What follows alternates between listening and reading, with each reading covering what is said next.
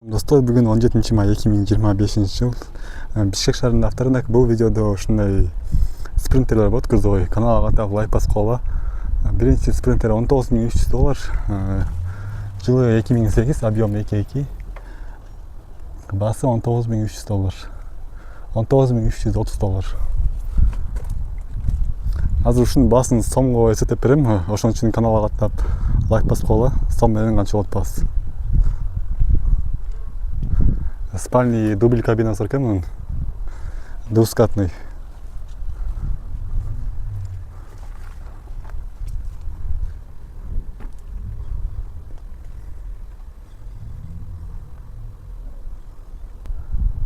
Эгерде баасы ровно $19.000 болсо, анда сом менен $1.691.000 сом экен. Кандай баа, тартыктуу, кымбатпы, арзанбы?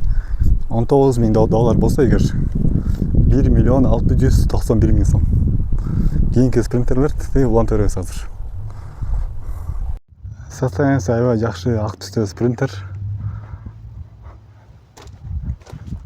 Жылы 2012, объем 2.2, самосвал дейт. Баасы $20.900. Мунун деле баасын сомго чыгарып берейин, $20.900. Двускатный экен бул да.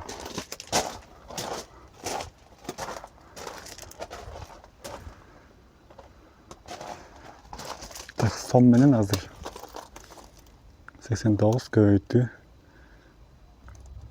$1.860.000. Эгер доллар 89.000 сом болсо, $1.860.000. Кийинки спринтер состояниясы аябай жакшы экен. Односкатный.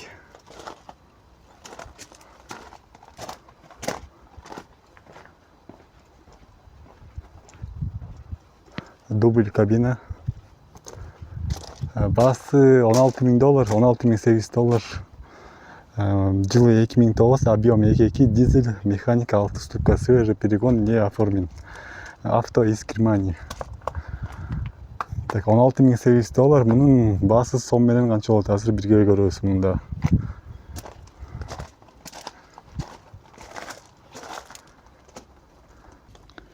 Сом менен чыгарганда баасы $1.495.000.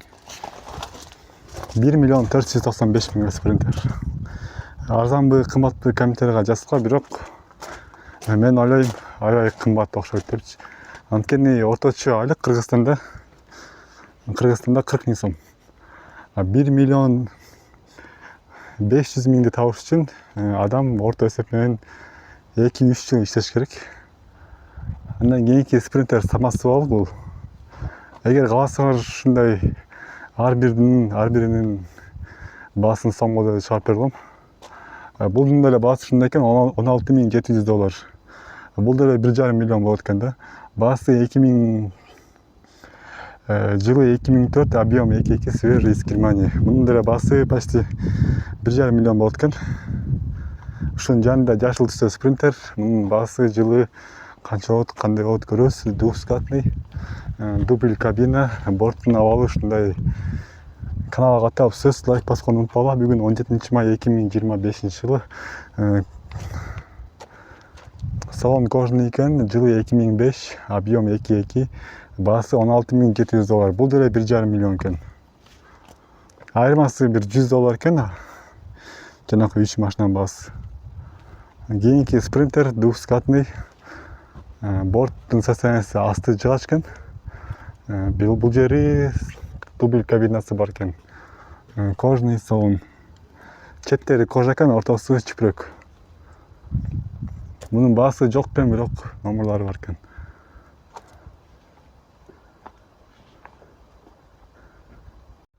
Бул спринтердин баасы $1.424.000. Же $16.000. Жылы 2008, объем 2.2. Расход 8 сом. $1.424.000, односкатный. Ушундай сом менен чыгарып таткан кандай болот экен, ошондо комментарийга жазып койгула. Кийинки базарда силерге кандай жакшы болот, кандай кылсаңар, кандай кылсам силерге жагат, ошондо комментарийга жазып койгула. Сом менен чыгарып беремби же чыгарбай эле коеюнбу? Мунун баасы $14.000.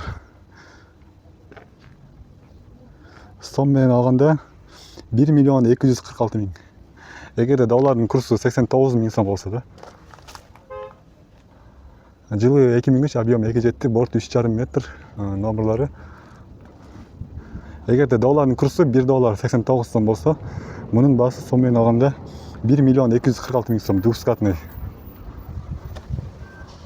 Бул спринтер тегилерге караганда бир аз арзаныраак экен, бирок модели кандай болуп калат, ушуга жараша болот. Булардын деле состояниеси кандай, ошого жараша булардын деле баасы болот.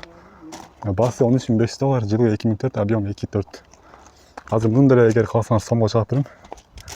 13.500 доллар односкатный. Азыр сомго чыгарып эсептеп берем.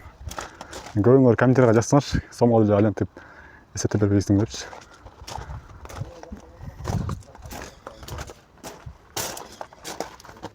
Мунун баасы 1 миллион 201 миң сом. Сом менен 1 миллион 201 миң сом болуп экен. Дубль кабинасы менен.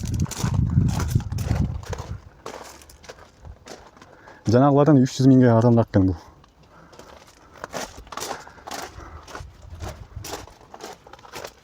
Мындайлардын баалары кандай болуп атат ушундай машиналардын. Мунун баасы жок экен. Эгер кааласаңар кийинки базарда ушундайлардын дагы силерге бааларын билип берем. Комментарийга жазсаңар кызыктуу, кызык эмеспи. 21.300 долларга кийинки спринтер. Негизи спринтерлердин баалары кымбат экен, аябай эле. Двускатный, дубль кабина.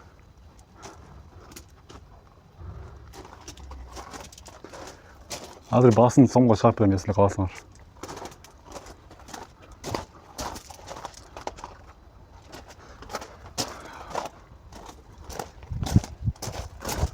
Так, баасы канча эле? 21.300 доллар. Мына баасын көрдүңөр, 1 миллион 895 миң. Почти 1 миллион 900 миң сом экен баасы. 1 миллион 895 миң сомго спринтер. Мен ойлойм да, ушу эмнеге бааларын сом менен чыгарбайт депчи. Анткени ушундай баалары 1 миллион 900 миң тигиндей деп чыгарса, элдер качып кетеби деген ой менен доллар менен чыгарат да аларчы. Ушинтип ойлойм мен, өзүм оюм ушундай. Кийинки спринтер ушуга окшош эле да, бир жашыл түстөгү спринтер. Ушуну тартып видеонун жыйынтыгы да. Бул 13.400 доллар. Объем 2,2, жылы 2006, пробег оригинал, спринтер 311.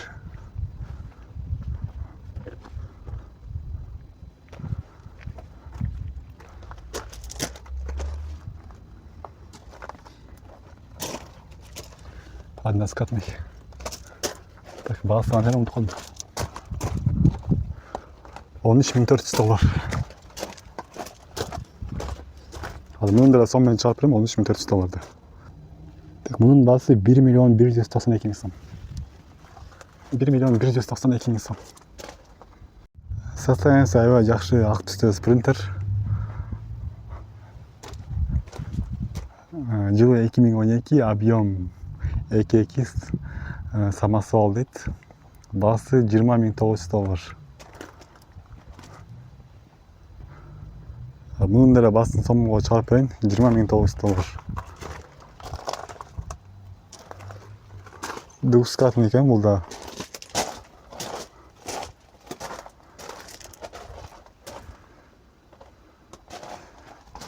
Так, сом менен азыр 89 көбөйттү.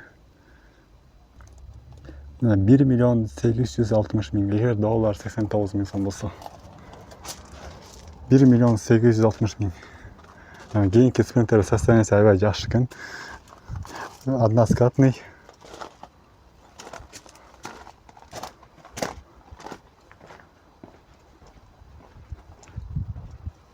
Дубль кабина. Баасы 16 миң доллар, 16.800 доллар. Жылы 2009, объем 2,2, дизель, механика, 6 ступка, свежий перегон, не оформлен. Авто из Германии.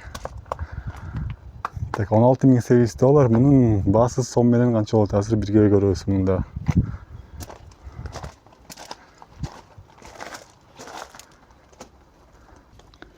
Сом менен чыгарганда баасы 1 миллион 495 миң. 1 миллион 495 миң спринтер. Арзанбы, кымбатпы комментарийга жазсаңар, бирок мен ойлойм аябай кымбат окшойт депчи. Анткени орточо айлык Кыргызстанда Кыргызстанда 40 миң сом. 1 миллион 500 миңди табыш үчүн адам орто эсеп менен 2-3 жыл иштеш керек. Андан кийинки спринтер самосвал бул. Эгер кааласаңар ушундай ар биринин баасын сомго чыгарып бере алам. Булдун деле баасы ушундай экен, $16,700. Бул деле 1,5 миллион болот экен да. Баасы 2000 жылы 2004, объем 2.2 свежий из Германии. Мунун деле баасы почти 1,5 миллион болот экен. Ушунун жанында жашыл түстө спринтер. Мунун баасы жылы канча болот, кандай болот көрөбүз. Двускатный, дубль кабина, борттун абалы ушундай. Каналга каттап сөз лайк басканды унутпагыла. Бүгүн 17 май 2025 жылы. Салон кожаный экен, жылы 2005, объем 2.2, баасы $16,700. Бул деле 1,5 миллион экен. Айырмасы бир $100 экен. Жанакы 3 машинанын баасы. Кийинки спринтер двускатный. Борттун состояниясы асты жыгач экен. Бул жери дубль кабинасы бар экен. Кожаный салон. Четтери кожа экен, ортосу чүпүрөк. Мунун баасы жок экен, бирок номерлары бар экен.